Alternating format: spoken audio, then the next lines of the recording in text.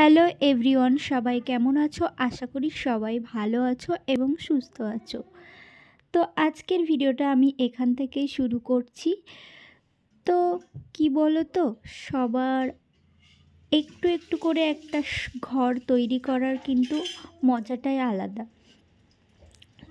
তিল তিল করে জমিয়ে টাকা জমিয়ে উপরের ঘরগুলো কিন্তু আমরা রেডি করে ফেলছি।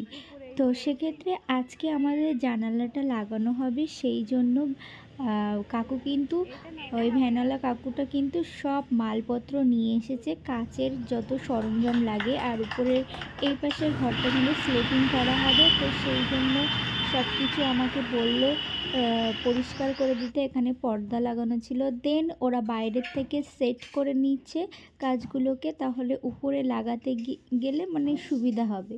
কাজগুলো তো সেট করেই এনেছিল আর ওর ফ্রেমটা সেট করে নিচ্ছিল। আর ভ্যানওয়ালা কাকু চাইছিল ওনার পেমেন্টটা করার জন্য, সেটাই আমি দিলাম।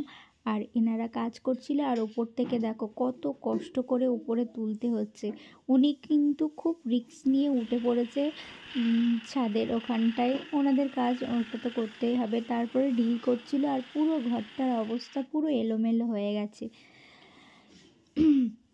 ঘরের কাজ হলে এত পরিমাণে নোংরা হয়, আর এই ড্রিল মেশিন করলে না প্রচণ্ড নোংরা হয়, বালি ঝরে।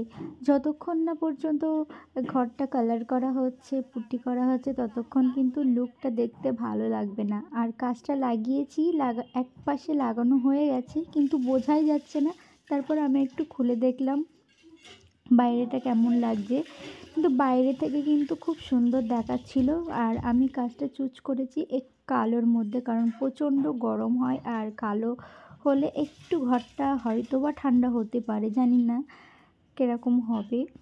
তো প্লেট লাগানো কমপ্লিট, কাঁচ লাগানো কমপ্লিট, শুধু পুট্টিটা করতে বাকি আছে আর কালার করতে। তারপরে কিন্তু এই পুরো ঘরটা কিন্তু রেডি হয়ে যাবে, তখন সাজালে কিন্তু খুব সুন্দর লাগবে। আর আমার তো ঘর সাজাতে খুব ভালো লাগে, তোমাদের কেমন লাগে প্লিজ কমেন্ট করে জানিও। আর তারপর দেখো এখানে পাখি কিন্তু এসে ঠোকরাচ্ছে। জানি না এই কাজগুলো কতদিন টিকবে। পাখিগুলো এসে আয়নায় মুখ দেখছে, ওদের প্রতিচ্ছবি ভেসে উঠছে, মনে করছে আর একটা পাখি। ওই জন্য বাইরে থেকে কিন্তু এমন লাগছে। তো ভিডিওটা এই পর্যন্ত, ভালো লাগলে লাইক কমেন্ট শেয়ার করতে ভুলবে না। দেখা হচ্ছে নেক্সট ব্লগ।